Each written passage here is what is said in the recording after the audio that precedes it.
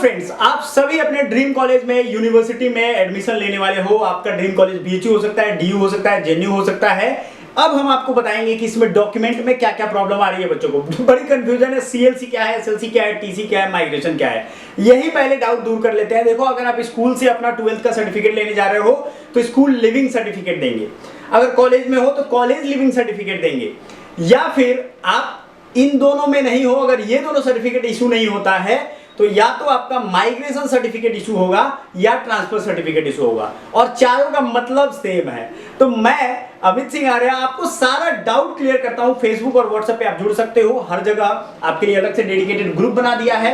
आप अपनी क्वेरी पूछ सकते हो, आप ऑनलाइन रह के सारी चीजें अपडेटेड होकर देख सकते हो हमारे चैनल को सब्सक्राइब करके। याद रखिएगा, आपको बेस्ट से बेस्ट कॉलेजेस बताएंगे अकॉर्डिंग टू योर मार्क्स। तो पहला काम चैनल सब्सक्राइब, दूसरा व्हाट्सएप का ग्रुप ज्वाइन कर लो। देखो, याद रखिएगा, सीयूईटी यूजी का ये डॉक्यूमेंट है। पीजी वाले बच्चों के लिए तो हम पहले ही बता चुके हैं। यूजी में आपको स्कोर कार्ड चाहिए। स्कोर कार्ड आपका नॉर्मलाइज्ड स्कोर आपका आंसर की आने के बाद आएगा। वो नॉर्मलाइज्ड स्कोर होगा। आपके मान लो अभी जोड़े होंगे आपने 545, तो वो उस समय हो सकता है 530 भी हो जाए, हो सकता है 600 भी हो जाए।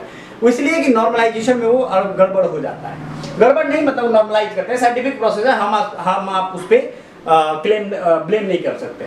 यूजी का एडमिट कार्ड चाहिए। याद रखिएगा, ओरिजिनल एडमिट कार्ड चाहिए। तो अगर खो गया है तो प्लीज जाइए, आप अपने फाइल में उसको एक बार चेक कर लो कि भाई हाँ वो कहाँ रखा है।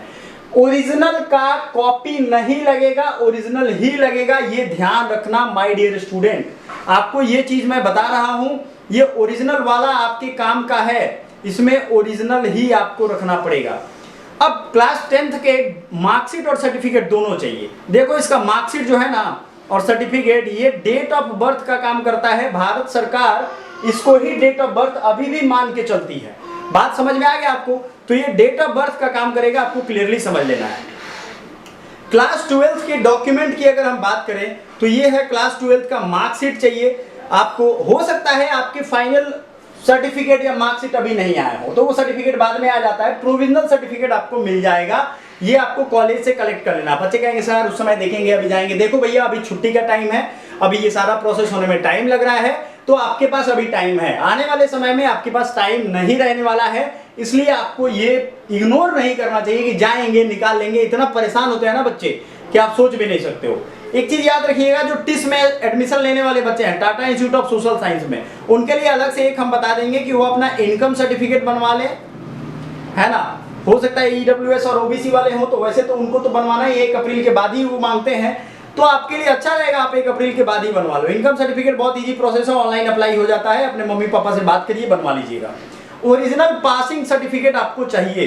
कब चाहिए? कुछ दिनों के बाद। अगर मान लो आपके पास ये प्रोविजनल भी नहीं है, ओरिजिनल भी नहीं है, तब आप क्या करोगे? तो आपको अंडरटेकिंग का ऑप्शन दिया जाएगा। कई बार होता है कि इनमें से नहीं है, स्कूल नहीं जा पाए, या आपने फेल हो गए, फिर से एग्जाम दिया तो नहीं ला पाते, कोई बहुत बड़ा रीजन होता है, तो अंडरटेकिंग का ऑप्शन तो आपको मिलेगा। अंडरटेकिंग क्या है, हमने अलग वीडियो में आपको समझा दिया। अंडरटेकिंग में ये हम गारंटी देते हैं कि हम अपना डॉक्यूमेंट 31 अक्टूबर 2025 के पहले जमा कर देंगे। आइडेंटिटी प्रूफ में आधार कार्ड या कोई भी वैलिड फोटो आइडेंटिटी कार्ड आप रख लोगे। ओबीसी एनसीएल का जो भी सर्टिफिकेट होगा वो अपडेटेड होना चाहिए, ध्यान दीजिएगा। स्टेट का नहीं हो। अगर आप सेंट्रल यूनिवर्सिटी में एडमिशन ले रहे हो तो आपको सेंट्रल यूनिवर्सिटी का डॉक्यूमेंट चाहिए, ना कि स्टेट का। सेंट्रल यूनिवर्सिटी का डॉक्यूमेंट डीएम ऑफिस, सीधा समझो जिला में डिस्ट्रिक्ट कलेक्टर होते हैं वही बना सकते हैं। एसडीएम अधिकारी जो होते हैं उनके लेवल के वो बनाते हैं जिला में। आप अपने गांव तहसील में मत बनवा लेना, ये ध्यान रखिएगा। सीधा समझो जिला में, इसमें बहुत ज्यादा कॉम्प्लिकेटेड नहीं करना है कि सर तहसीलदार से बनवा लेते हैं, इससे बनवा लेते हैं, उससे सीधे जिले में अप्रोच करो। जिले के कार्यालय में जाओ, आपको बता देंगे। वो उनको बोल दोगे ना कि सर मेरा बीएचयू में एडमिशन लेना है, तो वो खुद आपका बना देंगे, कोई परेशानी नहीं होगी। थोड़ा सा टिकना पड़ेगा आपको। अब ये डीयू का या बीएचयू का प्रिस्क्राइब्ड फॉर्मेट है सेंट्रल गवर्नमेंट वाला।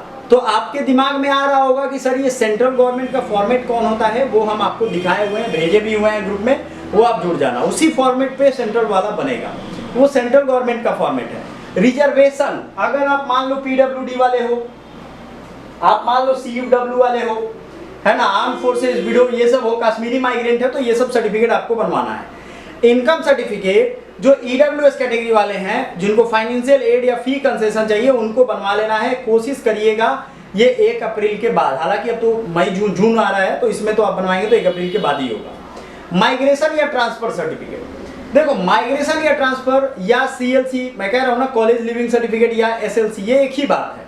प्लीज आप इस चीज का ध्यान रखिएगा कि इन सब में आप परेशान नहीं हुई, सब एक ही बात है। आप बोर्ड या स्कूल से अपना ले लेंगे, बोर्ड से होगा, फिजिकल वेरिफिकेशन आपको काम आएगा।